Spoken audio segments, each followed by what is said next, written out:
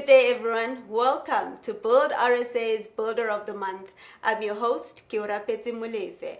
Today, we have an extraordinary guest who is revolutionizing the way we celebrate African excellence. Please join me in welcoming the founder of the African Genius Awards, also known as the AGA, the incredible Dr. Sifiso Falala. Get ready for a fascinating conversation as Dr. Falala shares the inspiring story behind AGA, his vision for empowering African innovators, and the impact of his work on the continent. Listen, you won't want to miss this opportunity to learn from a true pioneer and Africa's builder.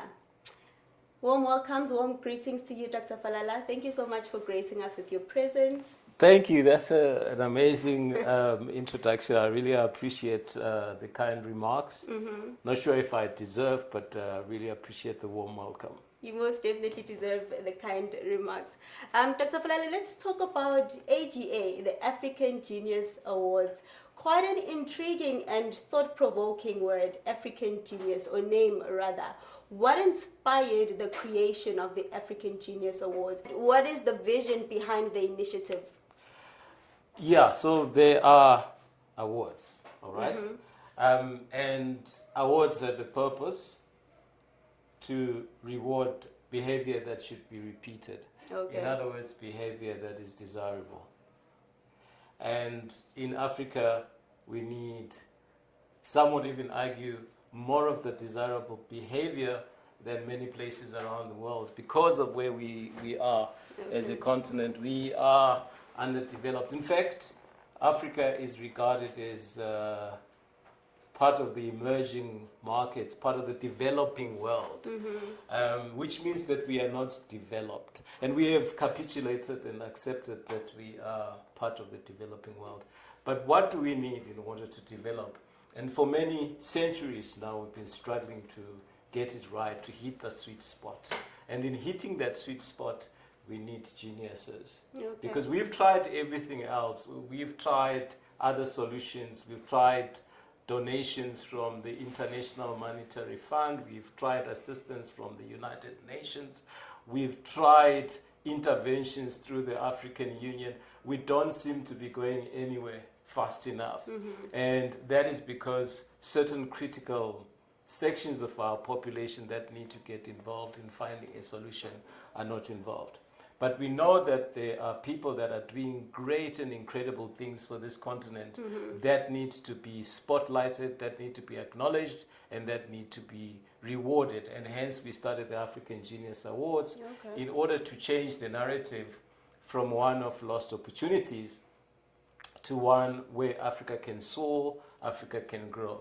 We believe that we are on the precipice of incredible growth, but we could miss that opportunity if we don't take our chances that we have now. So that's why we founded the African Genius Awards, because first of all, we do believe that there are exceptional Africans.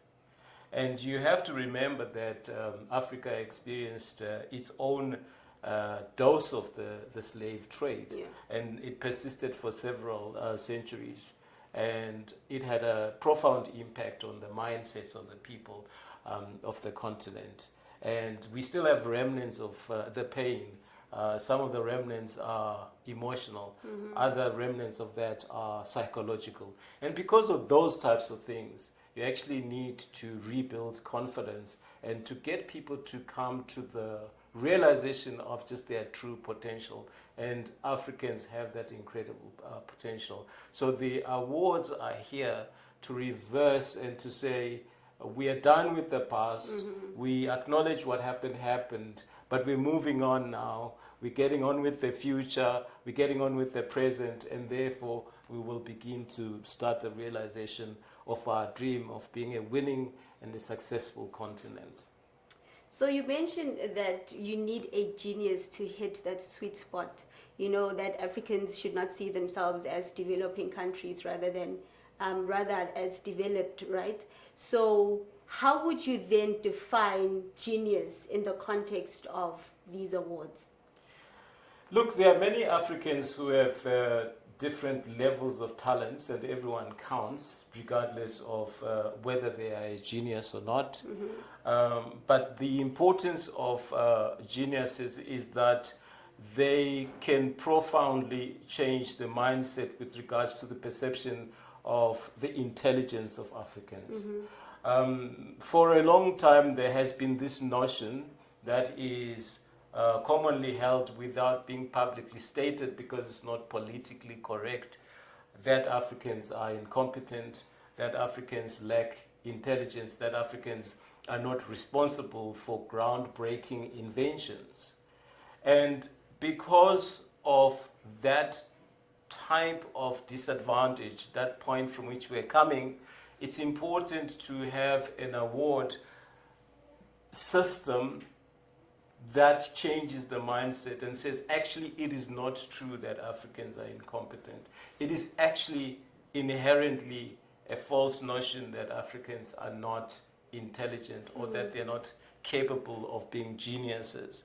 So I just want to correct the perception that only geniuses can make a difference. I think everyone is capable of making a difference, but the realization of the capacity of the African population and of Africans is important in helping to catapult the energies of every African towards an Africa that is globally competitive, towards an Africa that is able to solve its myriad of problems.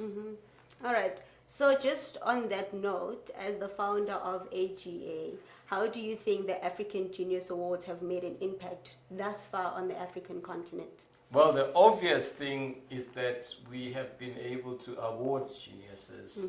And most recently, we can mention names like Professor Chilizi Marwala, for instance, names like Aliko Dangote. We can mention names like Steve Biko, Chinua Achebe. These are exceptional Africans that previously were not recognized or whose genius was not acknowledged and accepted. They were just seen as Africans that were prominent, that were well known, without being accorded the rightful title of the status of being geniuses. And the impact of that has been dramatic on, for example, learners at school level. For example, young people below the age of 10, when they realize and they grow up in a continent that is underdeveloped, realizing that they have the capacity to become geniuses. So it changes their entire outlook and it makes them more ambitious. And you would notice that one of the biggest challenges that Africa has faced has been a lack of ambition. A lack of ambition. So the impact that we are having on that lack of ambition is dramatic because we talk about beneficiation. For example, the continent is well endowed when it comes to raw materials. But we have been talking about it for many, many years. Nothing seems to be happening. And the reason for that is there isn't sufficient ambition, because with ambition we can accomplish anything, but as a continent we have not been sufficiently ambitious. So this is very important as a milestone because it is helping Africans to position their products outside of their own countries and also outside of the continent where possible. Okay. All right, so you mentioned that you have already awarded a few candidates. Can you just walk us through the selection process of the African Genius Awards and the criteria that you use when identifying these nominees? So we have a website where the public can nominate freely who they consider to be an African genius. And it is priorityperformance.co.za, and they log on to the page that deals with African geniuses. The nominations are open, and they will explain why they think that particular individual is a genius. Okay. Once we have received that nomination, we then try and contact the nominated person. And if we are able to reach them, and we do everything we can try and reach them, we make them aware of the nomination. And should they accept the nomination, we proceed to doing research on their accomplishments. Okay. So in most cases, some of their accomplishments are published. They are in conventional media. In other instances, their accomplishments are not publicized. We actually have to dig deeper in order to get to know what it is that they did or what it is that they achieved. So it's very important to realize that distinction. And we then look at also the difference between those that are, for instance, younger, like below university age, who are at school, for example, at high school, and try and see how they fit in. After that, the process goes for judging. We have judges that are esteemed from various backgrounds, and they assess the research that is provided. And the status of a genius is accorded only in situations where the individual candidate is able to score 90% or higher, which is a very, very stringent quality. Those that don't score at that level, they are accorded the status of outstanding achievers if they are above 80%. So we have very stringent criteria for geniuses. What do we look for? I think your question is, what do we look for? Yes. Well, we look for the actions, the thoughts, the narratives that can take us out of where we are.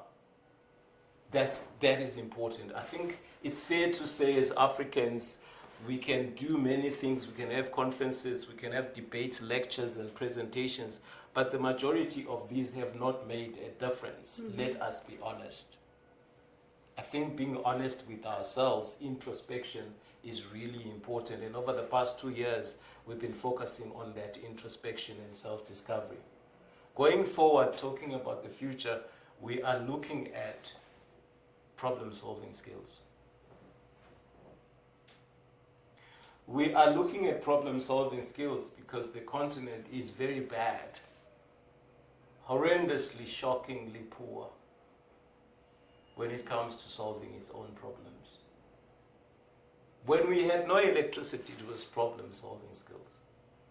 When we have no beneficiation, it's problem-solving skills. When we're getting little money for our coffee beans, it's problem-solving skills. When we get little money for our oil, for our gold, it's problem-solving skills. When we have disease and malnutrition and babies dying at an early age and mothers dying at childbirth, it's problem-solving skills. The difference between Africa and the developed world is the preemptive ability to solve problems before they happen in the developed world. And Africa's lack of that preemptive ability to solve problems. And I mentioned clearly that it's very important to be truthful and realistic in accepting our situation. And one of the biggest challenges, one of the biggest problems we need to solve is to accept our reality. Because I think our reality is seen as a theory, as a fantasy, as a concept, as something that is sometimes real. You wake up tomorrow, it's not going to be real, and so on and so forth. So secondly, we then look at, together with that, global competitiveness. Okay. We look at how competitive, is Africa competitive? Because Africa has always been classified as a developing continent, as a developing place, it has never been considered as a continent that is able to compete with the rest of the world. It's been seen as a destination for donations and aid and unrequested types of interventions from the international community. It's never been seen as a continent that can compete. And we're different here, I think, when it comes to sport, especially the rugby and to a certain extent the cricket, we are able to compete. But when it comes to business, when it comes to the standards of living, can we actually compete? Now, that is not the depth of the problem. The depth of the problem is most Africans don't even want to think about competing with other continents. And why is that? Why do you think most Africans don't want to compete with other continents? What's holding them back? Would you say it's the ambition that you spoke about earlier? or there's something deeper than that? Capitulation. They have capitulated on self-reflection, on introspection. On introspection, they have come to see themselves as subservient, as existing within a subservient environment that does not allow them to compete, but also because they exist in an environment where artificially, superficially, they have no resources, they have no funding. How do you have a situation where you do not have resources and you do not have funding when you have oil reserves, gold reserves, diamond reserves, iron ore, platinum, trees? How can you argue that you've got nothing to work with? So I think that lack of ambition is certainly as a result of acquiescence and capitulation, which most people do not realize, and to such an extent that we have become spectators. So we spend a lot of time scrolling to find something that we can spectate on, admire, and something that can impress us, something that we can forward and share, as opposed to scrolling through things that we can create and change and others will share and be in awe of what we've done. So we have become the globe, the world's most avid and avaricious consumers of goods and services. We are the biggest consumers of social media. We are the biggest consumers of religion. We are the biggest consumers of fashion. We are the biggest consumers of big brands across the world. If you read Martin Merited's book, The Fate of Africa, it talks about how big the brand Mercedes-Benz is in Africa, even where you do not have good roads, but you have brands, luxury brands, being so big, because we have moved away from the mindset of an originator, of a creator, to the mindset of an admirer, of a consumer. And that's what we are trying to change, because the geniuses are then able to solve problems. The geniuses are then able to demonstrate that you can actually love your continent. Because all of our actions, I spoke earlier about the theme being self-reflection and introspection. All of our actions as Africans seem to suggest something that is hardly ever discussed, which is we don't love Africa. People argue that they love Africa, but love is a practical, is a doing word. Love is a verb. Love is not an adjective. Love is not something that you just say like a praise song. What are we doing about that love to show that we love the continent of Africa? And Africa, by the way, is a continent that we feel the geniuses have demonstrated the most love to. Look at their writings. Look at how Chinua Achebe was writing in Things Fall Apart. Look at the writings of Steve Biko in I Write What I Like, for example. Look at the achievements of Aliko Dangote in establishing Africa's first refinery in Nigeria. So you can see that it is actually possible, and that this comes out of patriotism. What is unique about Africa is it's the one place, it is the one place, it's the only place where those who came from outside and those who are from inside can be accused of lacking love for the continent. As much as you can say those that came in from overseas came to steal, kill, and destroy, or to take and take and take, and they continue to take. What's different about those that are inside? They also take and take. So in that, you actually find that Africa is the only continent that sits at a place where there is limited evidence that there are people that love it genuinely, that are inside looking inside. We have lots of people, including leaders, that are inside Africa looking out. Okay, you said a mouthful, but just to track back to the criteria used for African, or to identify an African genius, you mentioned global competitiveness. And I found that quite interesting, because just to track back to the website, one of the requirements were that the African genius needs to be internationally recognized. So if one person is nominated for an organization, an NPO, or something great that they're doing within the borders of their community or within the borders of Africa, they're not yet internationally recognized. Would that disqualify them from being considered an African genius, or how do you maneuver around those situations? Yes, I think it does sound counterintuitive that we are saying that we are establishing an African Genius Award for Africa, and yet we are relying on nominations and awards that are from outside the continent. That is not true. What is true is that we do take into account previous achievements. But previous achievements are not the only criteria. We also do our own research to look at undocumented achievements. It is possible to look at novel achievements, to look at ideas that have never been explored, because we are looking at new things that can change Africa. So we are, through our research, in the process of also looking at, in the habit of also establishing things that are not out there in the market, things that have not been recognized, recorded, or awarded. All right. And as the founder of AGA, what are some of the challenges that you experience, and how have you overcome these challenges and some of the misconceptions about the brand itself? I think we've seen more sort of positivity. We've been welcomed, been very surprised, because until we started, the two words African and genius were seen to be like oil and water. You know, they didn't mix. But now that we're here, I think the two go very well together. There are challenges, and the challenges are, as I've stated them before. One is limited introspection. And allied with that is preparedness to confront the truth. The truth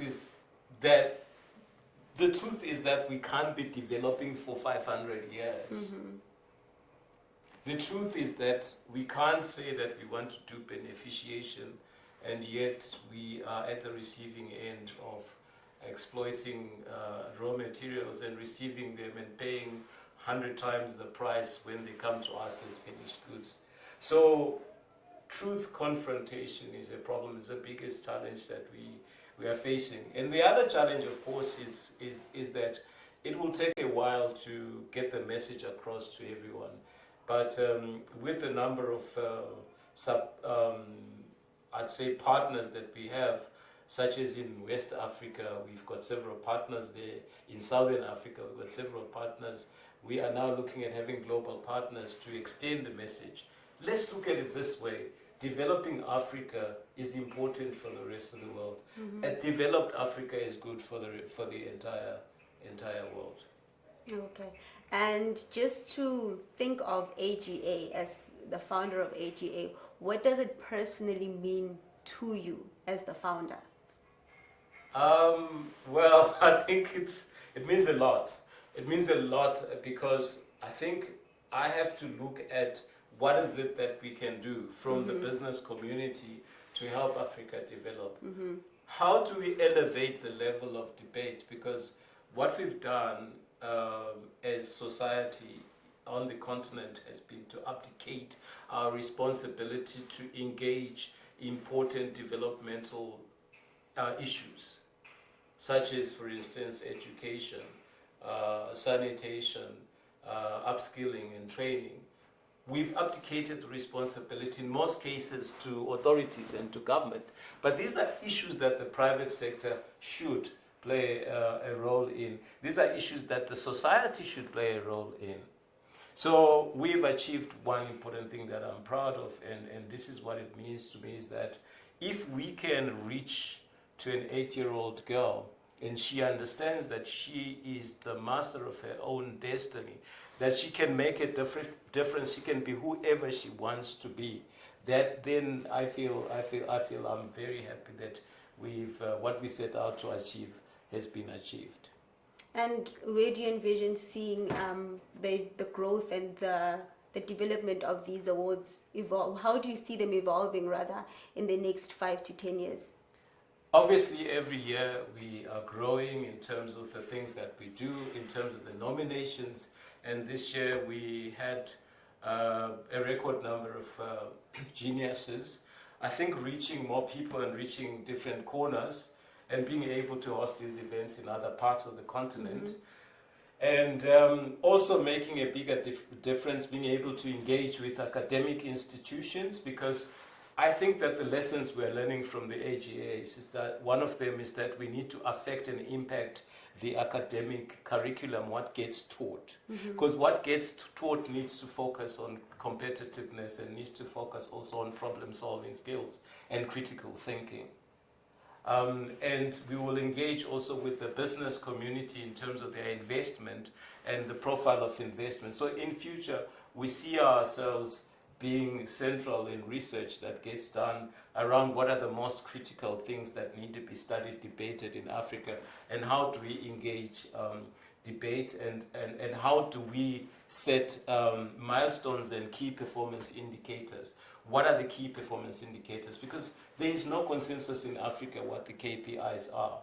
So the AGAs can evolve to be an institution that is able to do independent research beyond the research that we do on the geniuses, to include research that is done on topical issues such as basic key performance indicators. And just on that note, how can then individuals or organizations be a part of the African Genius Awards or be involved in the African Genius Awards, whether through sponsorships, nominations, or... Share their experiences. I believe that introspection, self-reflection, and looking at ourselves in the mirror and confrontation of the truth is very important. I think the time to be politically correct is over. I come across a lot of people that say, no, don't say that because people are going to laugh at us. I think the time for that political, let them laugh at us, but then they won't laugh forever. But if we don't confront the truth, people will always laugh at us. So I think I'd like everybody to, that is a part of this crusade, to actually consider that process of saying, what are the issues that we need to confront? What are the controversies that we need to confront?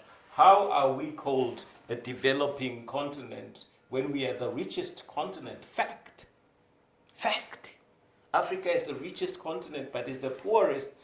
How long can people be allowed? Can we allow ourselves to accept that? And I think that is what the message that I'd like to drive to anybody, that how long are you yourself, if you're an African, going to accept the propaganda that you're the poorest continent when you're the richest? All right. Just to wrap it up, last but not least, how would you advise young Africans or young people like me who aspire to make a tangible and significant impact in whichever field of study or whichever field of work they're in, and potentially be recognized as an African genius at some point? How would you encourage someone that wants to make a tangible impact in their communities and in the borders of Africa and internationally at some point during their lives? Be the best that you can be. Be the best that you can be. I think everybody is capable of achieving incredible things. We set different targets for ourselves. I can't set the target that you have set. Maybe your target is too high. I have to set a target that I'm comfortable to. Be the best that you can be. Identify your strengths. Know the areas in which you are strong. Don't waste your time working on things that other people are doing because you also want to be an influencer now. Because some people are good at being an influencer. You understand what I mean? Now, maybe that's not where your strength is. Maybe your strength is in another area. Identify your strengths and concentrate on education. Focus on education that looks more at problem solving. And as a continent, I think we are diverting slightly from the question. We need to move away from education for the sake of a certificate. we need to look at education that solves problems. So hopefully, whatever education you engage in, whatever studies you undertake, there will be studies that will assist you in solving a problem that exists. I believe, and this has been mentioned by other scholars as well, at least 50% of the education has no value at tertiary level to the continent. It has value as a certificate, but it has no value to the education. I won't say which 50%. So that's important to, when you go forward, when you enroll and you try and help yourself to enroll in something that you're going to look at and say, is this going to help my continent? So I just say last but not least, but I just have a question that with the selection of nominees, do you look for people in specific fields that work in, probably have businesses or have developed NGOs from scratch, or are you open to people from all kinds of fields? I think that's an important question. Geniuses come from all spheres of life. We have various categories that include sport. In 2023, actually, we had Sadio Mane and Didier Drogba as nominees, and they came very close. They just, I think, fell shy. And we've had other sports people. We also have artists in the performing arts, in the creative arts. Then we have business people, we have academics. So genius is not necessarily book-bound or denoted only in terms of excellence at tertiary institutions, but it's results-oriented and defined in terms of the impact on Africa's problem-solving and Africa's global competitiveness, and finally self-love and patriotism. It is a demand, it is something that I hope we can all see one day, a setup where Africans demonstrate pride in Africa, that they love Africa more than they love any other continent in the world. Well, I love that. Thank you so much, Dr. Falala, for this interview. Thank you so much for all the insightful knowledge that you have given us. I do believe it's quite thought-provoking, and people would sit down and do some self-introspection and just find that ambition, to not be consumers, but actually solve problems within, firstly, their communities before going into the broader parts of African thinking internationally. Thank you so much for your wisdom. Thank you so much for your time. And are there any maybe last remarks that you'd like to make before we wrap up? Well, we really would like to thank Fora Bay College in Sierra Leone. They are going to be doing the announcement of the geniuses on the 7th of September from their institution, and we look forward to working with other institutions and businesses out there that are interested in this initiative. They can contact us through the website priorityperformance.co.za, and by email as well. They can email us funega@plus94.co.za. So we look forward to your communication. We're so excited about the future. Okay. Well, there you have it from the African genius himself. Thank you so much for joining us on this inspiring journey into the world of African excellence. A big thank you to Dr. Sifiso Falala for sharing his vision and the incredible impact of his work. Keep building, keep innovating, and stay tuned for more stories that celebrate the trailblazers shaping Africa's future. Until next time, from Build RSA, keep making a difference. Thank you. Thank you very much. That was very nice. You're a good interviewer, eh?